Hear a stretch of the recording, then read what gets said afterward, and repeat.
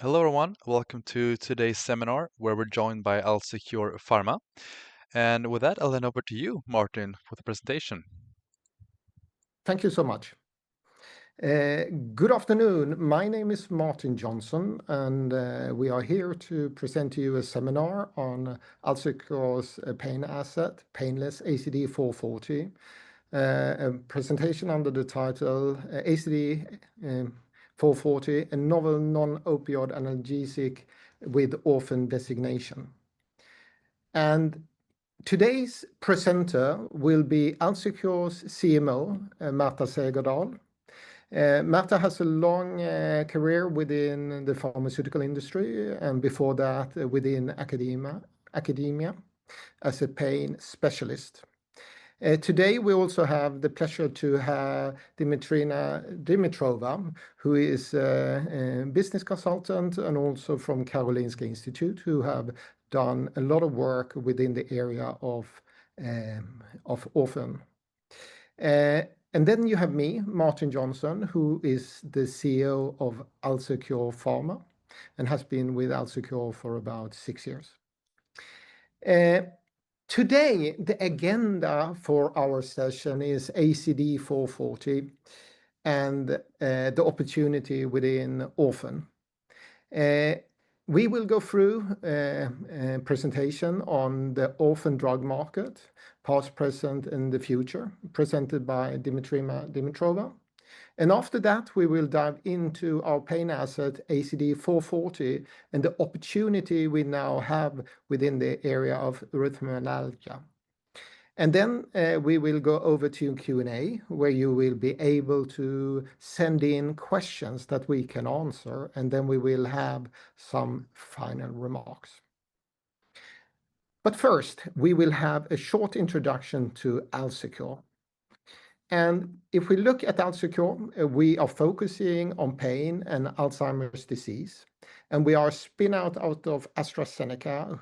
So when AstraZeneca left the CNS area, researchers from Astra founded AlzeCure. And we have been sponsored by the Swedish Alzheimer's Fund. And we are based in Stockholm at Karolinska Institutet. And we are developing small molecules. And we have multiple small molecule candidates, which are first-in-class properties. We have one project, one platform, which is Alzstatin, which is preventive disease-modifying treatment against Alzheimer's to see to it that individuals do not develop Alzheimer's. And then we have NeuroRestore, which is a symptomatic treatment to help individuals who have cognitive disorders to improve their learning and memory capabilities. And then we have the platform Painless, where we have two pain assets, of which one we have ACD440, which we will focus on today. And as a company, we are listed at Nasdaq, first premier growth market here in Sweden. And our business model is that we are a research and development company. Our goal is to outlicense our project and to outlicense projects to finance the other projects that we keep in our pipeline. And if we look at our pipeline that we are having, we have our three platforms. And in NeuroRestore, we have ACD856, which is a positive allosteric modulator to improve learning and memory capabilities, where we focus on Alzheimer's disease, and we have a positive phase 1 readout. We have also, during this spring, gotten a grant from the European Innovation Council, who are co-sponsoring our planned phase 2 study. And then in Alzstatin, our preventive treatment against Alzheimer's disease, where we have a gamma secretase modulator, we have a lead candidate, ACD680, which we now are preparing for phase 1. And in the Painless platform, we have ACD440, which is a TRPV-1 antagonist, where we are working on the indication neuropathic pain, as well as pain in erythromelalgia. And we have a positive phase 2 readout in chronic patients with peripheral neuropathic pain. and now we are heading in towards erythromelalgia.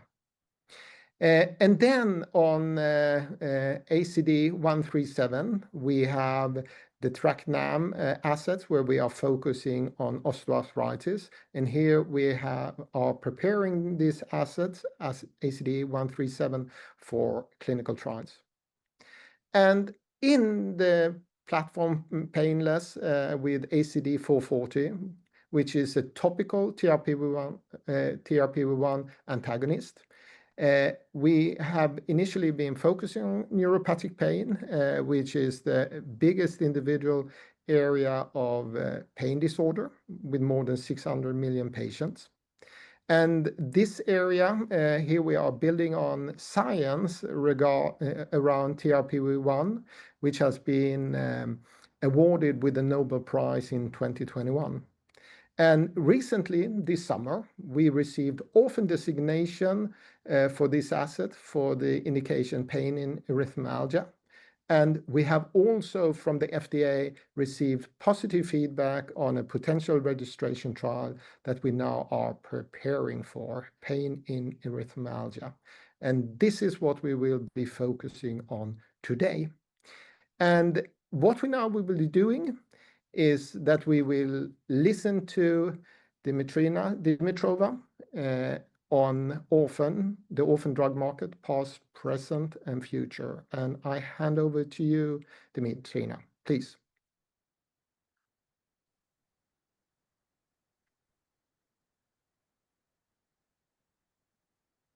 Thank you for the introduction, Martin, and good afternoon, everyone.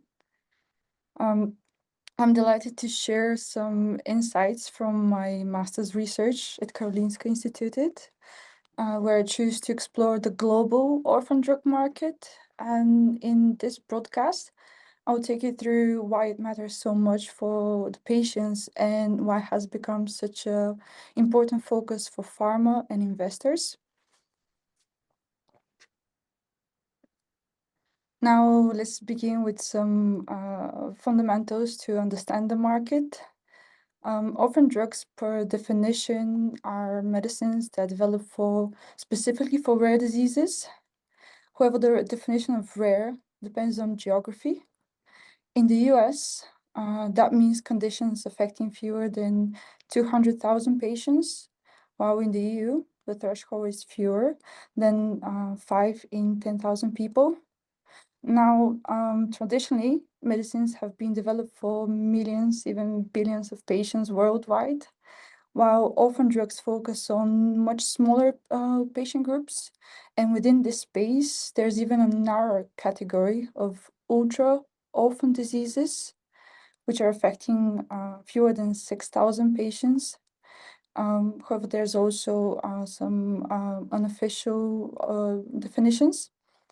And these very small populations are explained by the nature of their conditions. They're usually very severe, life-threatening diseases with no existing treatment options, representing an area of high unmet medical need. However, regulators have responded. Today, FDA reports that over half of the newly approved medicines are exactly orphan drugs. But despite this progress, it is known that almost less than 5% of rare diseases have an improved treatment, which creates urgency for patients and families who have no therapeutic options, while at the same time fueling fierce competition among companies, since being first to market often means years of exclusivity, premium pricing, and dominance in high-value niche. And this urgency competitions are reflected directly into the market explosive growth. In 2024, the orphan drug market has reached $195.2 billion globally, which is already accounting for 12% of all prescription sales.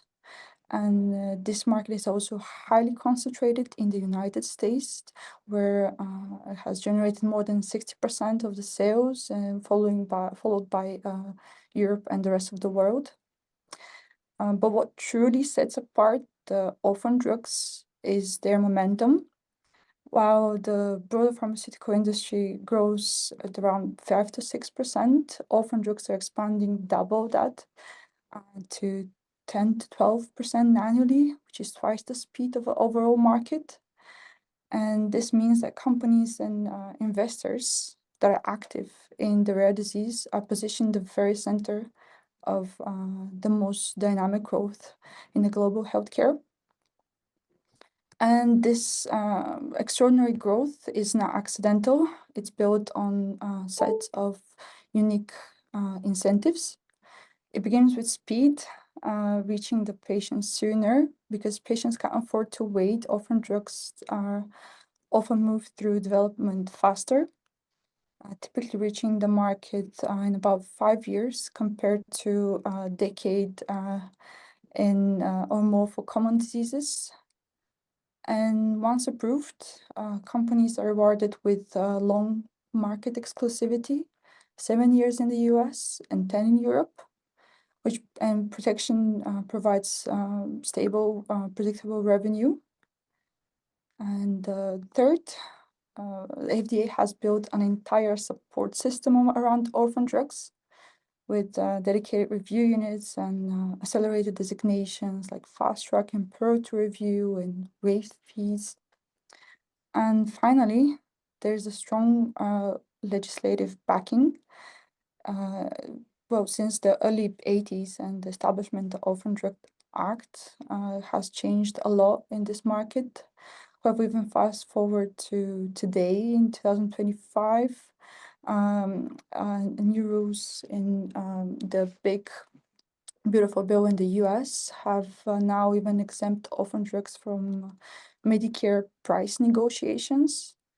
And exactly this combination of incentives has drawn big pharma deeply into the orphan space, where more than half of all orphan revenues come from just 10 companies.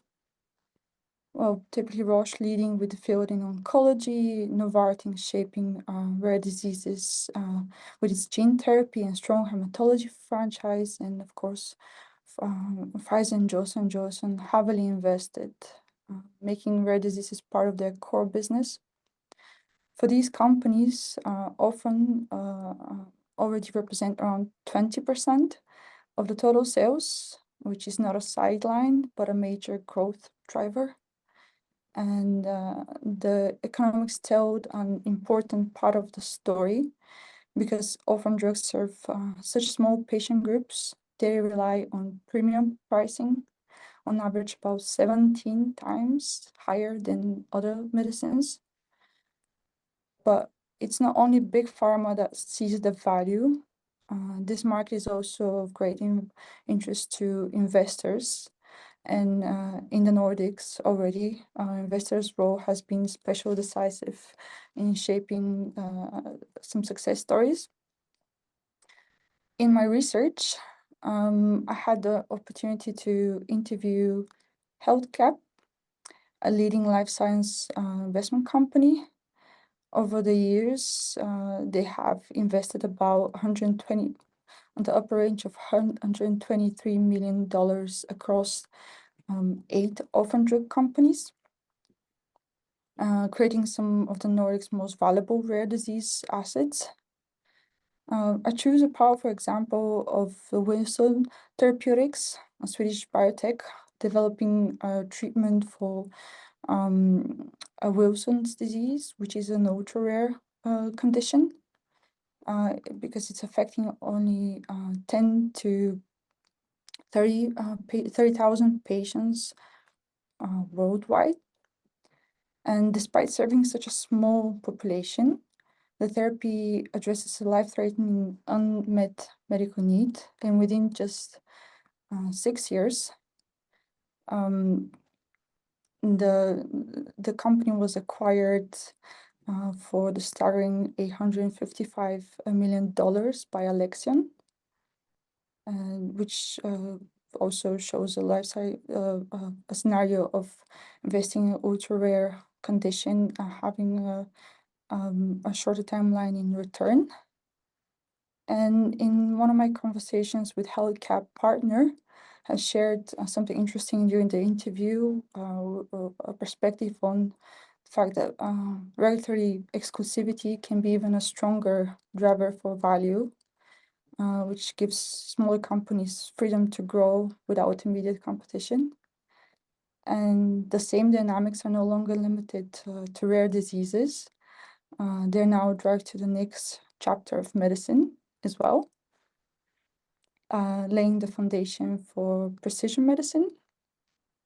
Because rare diseases affect only very few patients, companies had no choice but to design therapies that are highly targeted, often to a specific genetic mutation. And in many ways, orphan drugs were the first true examples of precision medicine in practice. Of first targeted treatments, that the technologies that grew out of orphan drug development and gene and cell therapies and antibody drug conjugates, RNA medicines, and all the data accumulated around it are now be applied to larger diseases. And what was once used for rare disorders is now transforming how we treat different conditions. Second is enhanced diagnostics.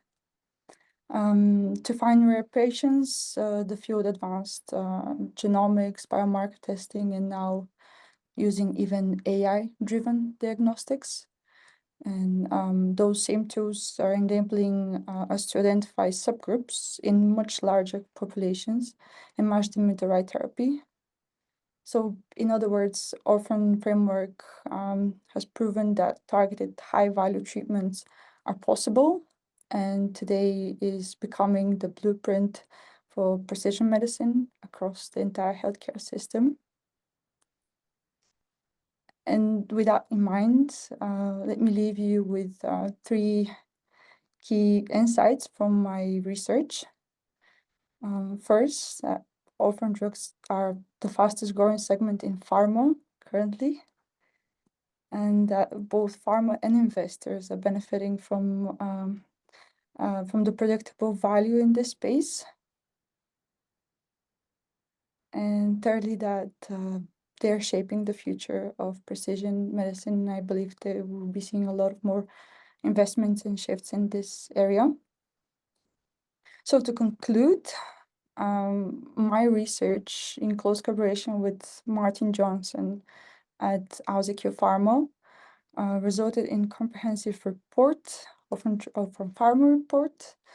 And over the course of this research, I spoke with Swedish investors who have committed millions of dollars to building orphan drug companies, and with executives who have successfully brought these medicines to the US market, combined with regulatory and IP perspective. So to have a look at the full interview analysis and detailed findings captured in the reports, I would welcome you to scan the code for downloading the full report or later available web link. And with that, thank you for your attention, and I'm looking forward to discussing the Q&A session.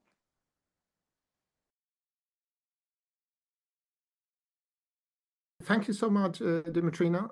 A very great presentation. And we are now heading into the presentation of Märta Segerdahl. Please bear with us.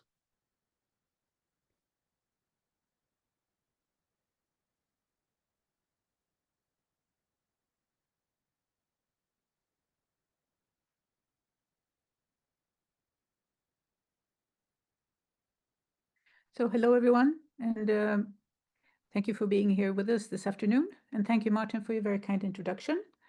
So my name is Märta Segerdahl. I'm an MD, PhD, a specialist in pain medicine, and I'm also the Chief Medical Officer of AlzeCure Pharma. So we have been talking about erythromelalgia, but exactly what is that? Very few people have heard of it. It's a rare chronic painful disorder. It's also called burning feet syndrome. It's a triad of redness, swelling, and intense pain. And this pain that comes in attacks that are called flared, and they're triggered typically by heat or stress, meaning physical stress like exercise. And you can see these photographs below here. These are from actual patients. These are not Photoshop. So you can see, especially in the middle, you can see this picture of this woman with a picture of her when she's fine, between attacks, and then when she has an attack. As you can see, it's red, it's swollen, and it also looks like she's in pain. So one flare or one attack can last for 1 hour, or it could last for several days.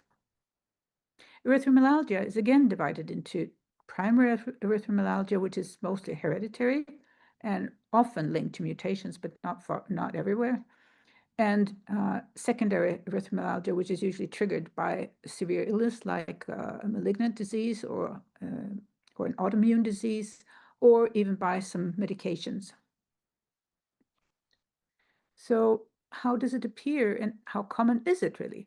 The prevalence of erythromelalgia, meaning that how many people actually suffer from this at this one point in time, point in time, and looking at the primary and secondary together, is approximately 13,000 per 100,000 individuals. So that qualifies as an orphan disease.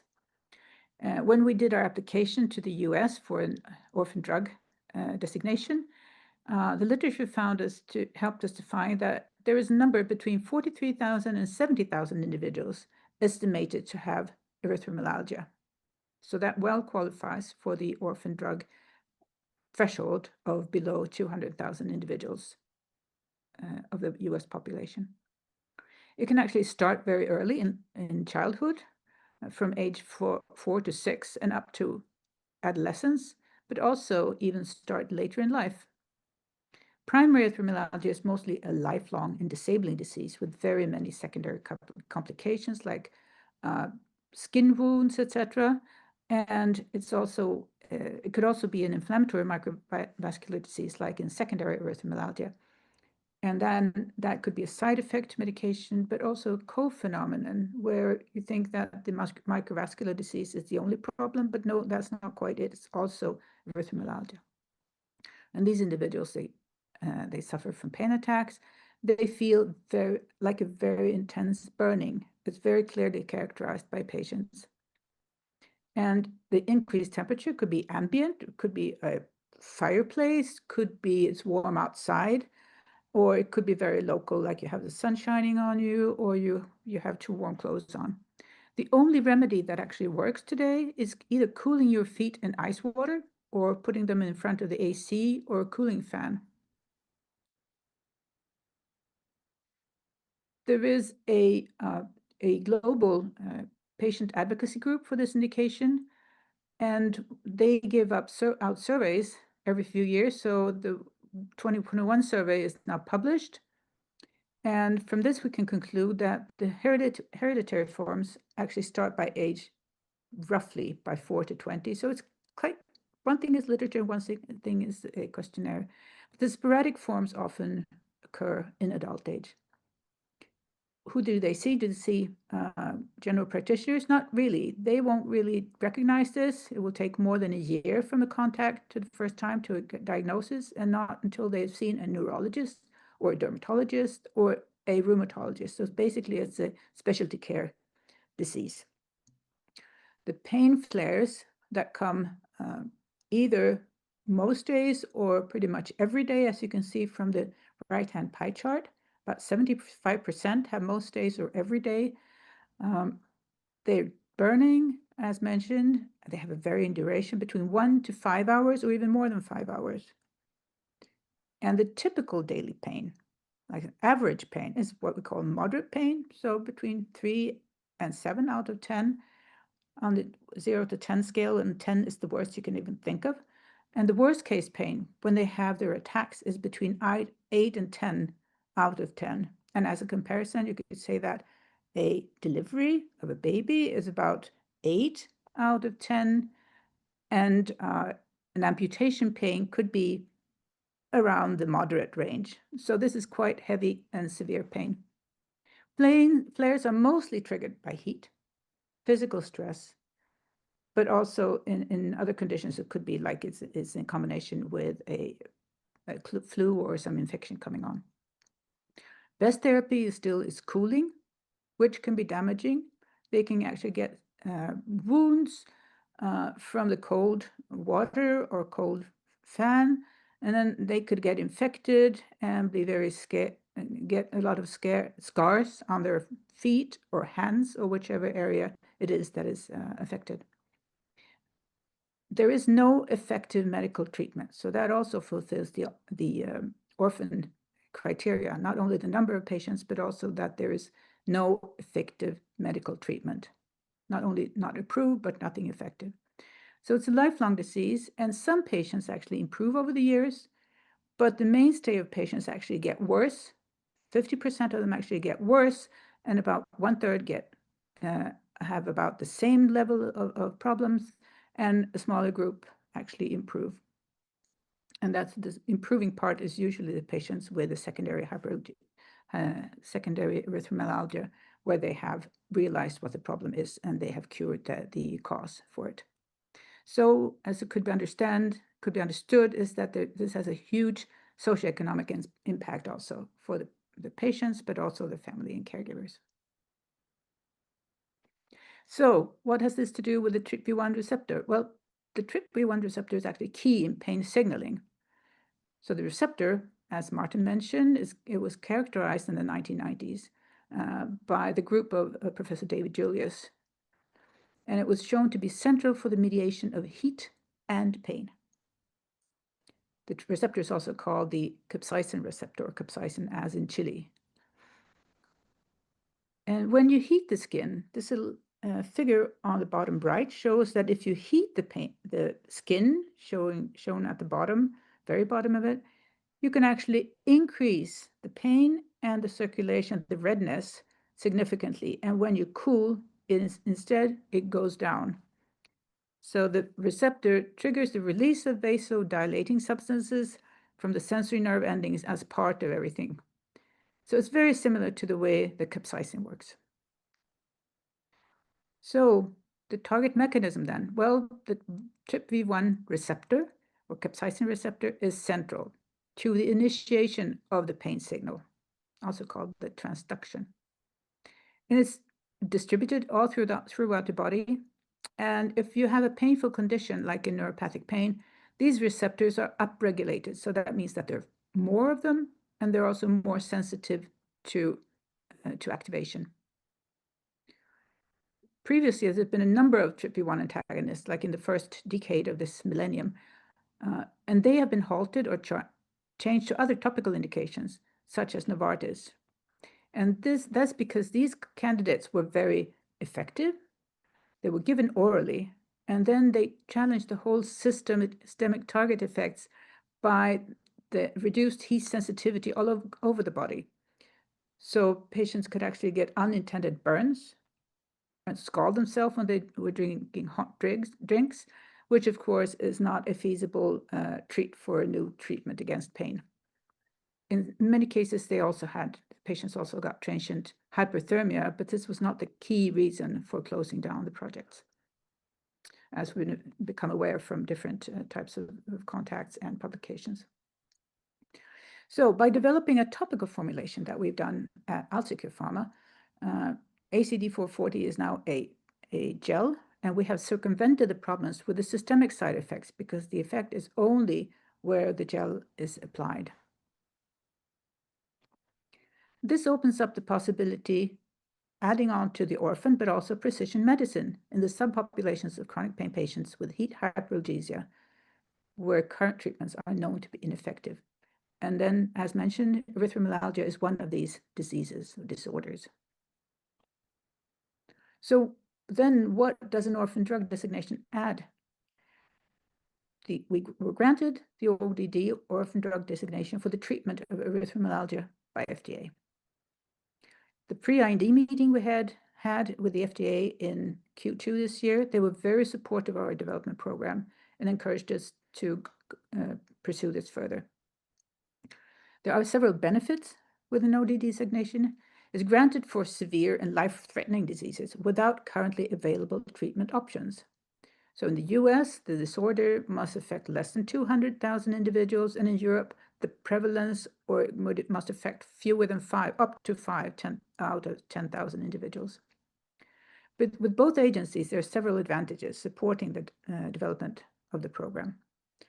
So one thing is an agreement on program design and output with both agencies and up all the way up to market application for both agencies. They're very open to some flexibility, but they have exactly the same requirement for the drug to be efficacious when it comes to launching it, going to market. But this also opens up to more frequent interactions along the way. It actually encourages to do so, but it also reduces the risk of a failure in phase 3. So that's shown as Dimitrova demonstrated, that there are much higher approval rates when you have your phase 3 data. So why do we think that ACD440 gel blocks the TRPV-1 receptor in reducing this heat-induced pain? We have conducted 2 studies, one in healthy subjects, where we exposed them to experimental pain, and we reduced the heat-induced pain by 50% compared to placebo after only 1 hour of application. And the pain reduction actually lasted for almost 11 hours after only 1 hour of application time. That publication is possible to download, open access. And then we conducted a study in patients with chronic neuropathic pain with sensory hypersensitivity. So that means that they were actually sensitive to high stimuli that triggered the pain further. And there we reduced the heat-induced pain by approximately 50% as well. And that publication is also available as open access. And just a note that 30% reduction in pain intensity is considered a clinically relevant reduction in chronic pain intensity by regulatory guidelines worldwide. So are there only help in developing? Well, not only, because this has other following effects. So in general, there's smaller programs, there's lower risk, and shorter time to market. But there's a reduced cost for clinical trials, not only because they're smaller, but also because you have tax benefits for the clinical trials. There's no fee for marketing submission for a small company, a reduced fee for big pharma, which is also a cost that is substantial. And they're also exempt from Medicaid price negotiations, as mentioned by Dimitrina. You have an orphan drug market exclusivity for 7 years. And if you co-submit pediatric data, you have another 6 months of market exclusivity. EMA have a similar program with free and frequent scientific advice and no fees for marketing submissions and no fees for the actually quite expensive activity of agency inspections during the review of the submission package. In EU, also orphan drugs get 10 years of market exclusivity for each orphan designation indication, and an additional 2 years for pediatric indications. So it's slightly longer, considerably longer exclusivity in the EMA area. So now what we'll be doing here now after having this orphan drug designation granted, we will continue the preparations for a full development program in erythromelalgia. And during that, we're focusing on optimizing the program design in all aspects. And we're aiming for the shortest time to market and to patients. And also we will be pursuing, of course, business development activities, looking for the best partner to take this asset to commercialization. So in summary, erythromelalgia is a rare and chronic disease of all ages. The pain in erythromelalgia is triggered by heat, and ACD440 is effective in reducing heat-induced pain. So it's a good match. The granted orphan designation shows that the FDA support the rationale for the development of the TRPV-1 receptor antagonist ACD440, especially in erythromelalgia. The designation also reduces developmental costs and gives us substantial market exclusivity going forward. So thank you so much for your attention, and I will hand back to Martin. Thank you so much, Märta, for a splendid presentation. And what we will be doing now is to go into a Q&A session.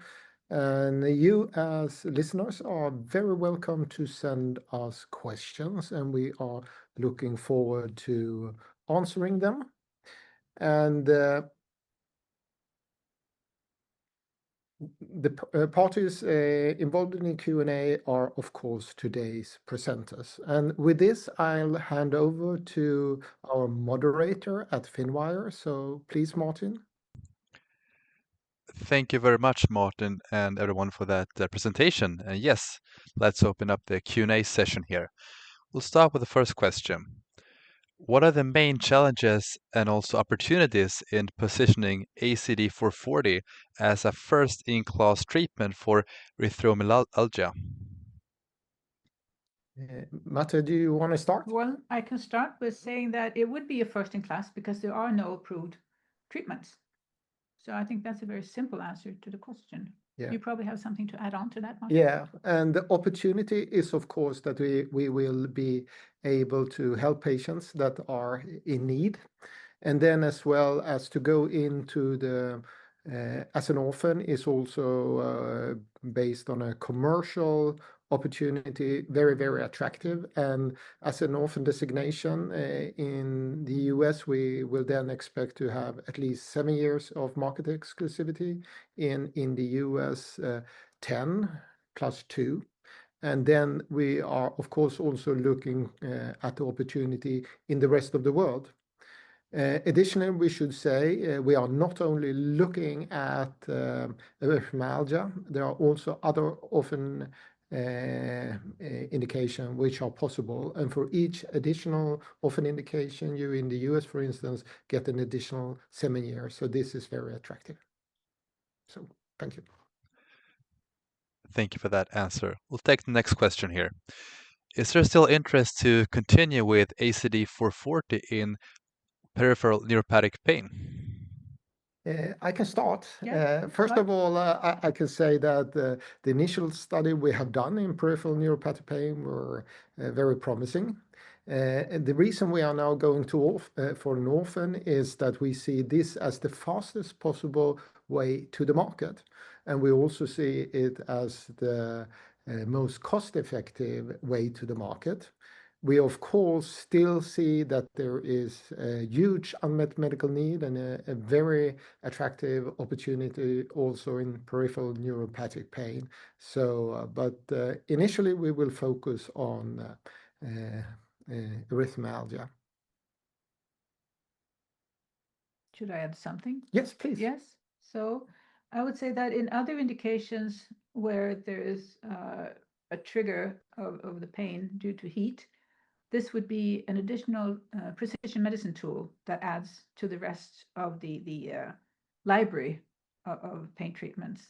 And today it's quite well understood that a neuropathic pain is rarely treated solely by one medication. You need a combination, and this would actually be the treatment specifically for this heat hyperalgesia, which affects quite a number of patients with different types of peripheral neuropathic pain. Yeah, and what Märta said here is so important because in the phase 2 study we did in chronic patient with peripheral neuropathic pain, we allowed the individuals to stay on their oral medication. And even if they were on those medication, you have gabapentin, you have opioids, etc. Our asset ACD440 added an additional 50% in pain reduction. So that shows the opportunities. So this will then add additionally, and that it can be combined with other pain medication is very attractive. Thank you for that answer. And what will AlzeCure's next step be with the EM project? Well, as I presented to you, we will look in because we have very good feedback from the FDA. They're very supportive, but we still need to look at the full program and to optimize every piece of it to be as swift and as smooth of a run for whoever takes it to the market. And I think that's actually our next step to work on the plans for this. Mm. So to work on the plans and then also to work together with CROs to map out the full program and also the costs. We have already done some work around that. When we were in contact with the FDA, we got some additional questions. So we will work on those details as well. But we have full focus now on really developing the development program to and in connection with this also continue, as Märta said before, pursuing the BD dialogues that we already have. And what is your BD strategy for the project? Our BD strategy is to out-license this project. We as a biotech company, we are specializing on early discovery and early development. We do not have an intention to develop a commercial organization. So this is about out-licensing this project to the specialists who already have, how should I say, relationship with the physicians who are treating these disorders. And if we look at that today, it is the pain specialist, it's the dermatologists, and Märta, who else is it? The neurologist. The neurologist, of Okay, course. and also to some extent rheumatologist Yes. when it's a secondary hyperalgesia. And also actually pediatricians. Yeah. Thank you both for that answer. And how big is the erythromelalgia market in terms of value? There is a report on erythromelalgia, and that report is stating that the current market is worth about 2.6 billion.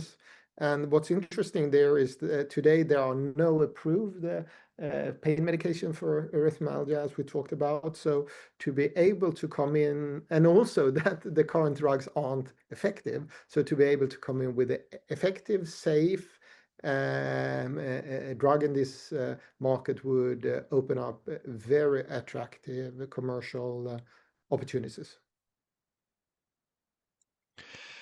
And which other development projects exist within the EM landscape? Well, I wish I could give you a positive answer to that one, because there's been a number of efforts. And as far as we could understand from literature and from the site clinicaltrials.gov, there's no ongoing projects. And also, there have been no positive trials registered on clinicaltrials.gov, and there's nothing ongoing at present. So it looks like it's going to be a challenging comparison, because we can't see that there's anything really in the development pipeline for the erythromelalgia. Thank you, Märta, for that answer. Are there any additional orphan indications for ACD440 which could be of interest for ACD440? Well, there's a number of either subgroups of larger patient groups, like diabetic polyneuropathy, for instance, where some of the patients actually have a burning pain, which is not reduced by the standard treatments. But there's also many other small indications where we are looking at the possibility and the scientific rationale for looking into those as well. And when would it be feasible to have an approved drug on the market? Well, I would say that depends on the outcome of our fine-tuning of the development program. So it's difficult to say exactly a year or anything like that, or a time span, because everything has to fit like pieces of a jigsaw. So we can come back to that when we have a full picture from both regulatory agencies and our fine-tuning of the program. I think that is a good time to come back to you and respond to that question. Thank you, Märta. And up until now, you have been focusing on the US market. What is your strategy and intentions for the rest of the world and the remaining markets? The reason why we have been initially focusing on the US market is, like Dimitrina stated before, about 60% of the orphan market is in the US. And so therefore we are beginning with the dialogue there. Then we are now also pursuing the EU. And then, of course, we also see Japan, but totally we see this as a global opportunity. So this is a global, it is a global asset, if we say like that. Thank you. And how do you view the future of the orphan drug market? Is it still growing? Dimitrina, that is something for you.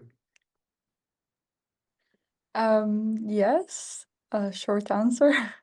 It is the fastest growing segment in pharma. So it's showing some of the figures. It's really expanding. The commercial value is larger, but that's also because of the set of unique factors in orphan drug space. Well, over 90%, 95% of treatments of rare disease don't have any existing treatments. So in that way, there's a lot of patient advocacy, but also is attractive commercially, as those treatments are looking to be around 200,000 per patient, $1,000 per patient. So there's many angles to it, and it's looking that that combination of factors is providing a lot of competition among companies to put the first in line treatment, be approved, and receive an orphan designation. So there's actually just the beginning, if you can say it that way. And I think also to add to that, as Dimitrina presented earlier, with improved diagnostics and using genetics, etc., we will understand diseases and patients in a much, much better way.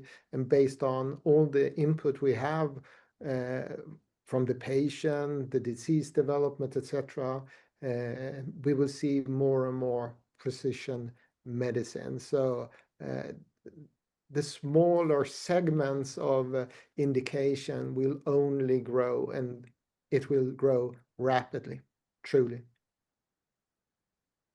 Märta, any thoughts around that as well? Well, I couldn't agree more, I should say. I mean, we're learning so much more from biomarkers, from diagnostics, as you say. So we now, for instance, in the Alzheimer's space, we have APOE4 specific. We have other types of Alzheimer's disease that do not respond to the new antibodies or should not take them. So, and that it's pretty much the same in the pain space with all different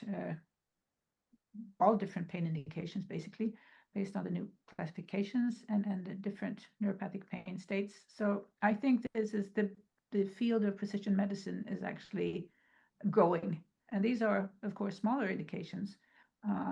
Some of them are orphan, most of them are orphan, but I will still put them under the umbrella of precision medicine.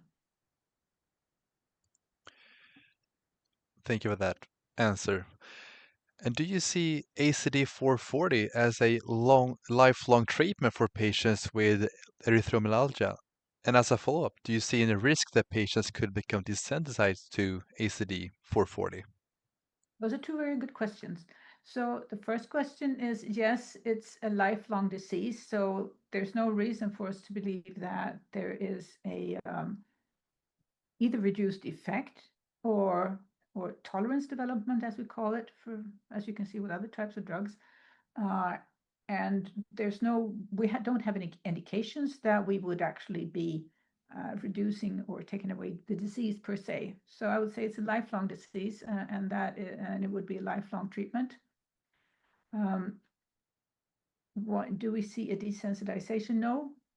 I wouldn't say so. I mean, there is a, as you say, there is a capsaicin receptor blocker or antagonist, this ACD440. There is a 8% capsaicin patch that has the indication of neuropathic pain, but it doesn't really affect, or it doesn't really truly act only on the TRPV-1 receptor. It actually affects the whole sensory nervous system in the skin. So the effect is actually much more, what should I say, robust or crude. specific receptor antagonist. So I don't think there would be any desensitization. That's also nothing that we have seen in the studies that we have conducted. Thank you very much for that answer. And that concludes the Q&A session. And I'll hand over the word to you, Marty, for some concluding remarks. Thank you so much. So, final remarks on today's sessions on orphan drugs and ACD440 in erythromelalgia. So, what we can say around this opportunity is that the orphan drug market grows rapidly, twice as fast as for common drugs, and also with prices which in general are 17 times higher than for common drugs, which really shows how attractive the orphan drug market is. And also highly attractive both for big pharma and institutional investors, which is important, of course, both when it comes to acquiring these projects as investing in AlzeCure. And then this asset, ACD440 for erythromelalgia, represents a major opportunity for us as a company, moving the company up towards potential registration trial, and this creating the opportunity to have a shorter time to the market. And this within orphan, we know it's much smaller studies than with common drugs. Additionally, we know that the unmet medical need in erythromelalgia is major, and there are currently no approved drugs with this indication, and there are no other drugs available which are effective in erythromelalgia. Additionally, we are very happy that we have received the positive feedback from the FDA on this potential registration trial with ACD440 in erythromelalgia. And our main strategy is now to out-license ACD440, which we are working on, while preparing for a potential registration study. So those are the take-home messages, and we look forward to upload this presentation at our site for AlzeCure, and we will also looking forward to make Dimitrina's report available, and please scan the QR code which Dimitrina had in her presentation. And with that, I would like to thank both Märta and Dimitrina for excellent presentation, and I would like to thank you for attending this seminar, and wish you a continuing great day. All the best. Take care.